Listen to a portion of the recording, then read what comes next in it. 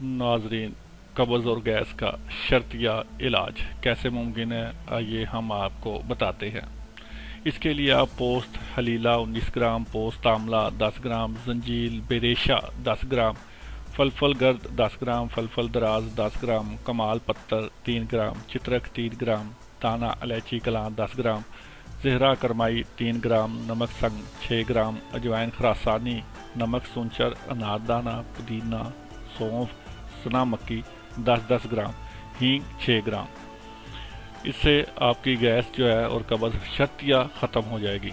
तरकीब तैयारी: तमाम अदविया को अलग अलग कूट छान लें, हमरार लीमू 300 ग्राम खर्ल करें, कब्ज़ो गैस की दवा तैयार हो जाएगी।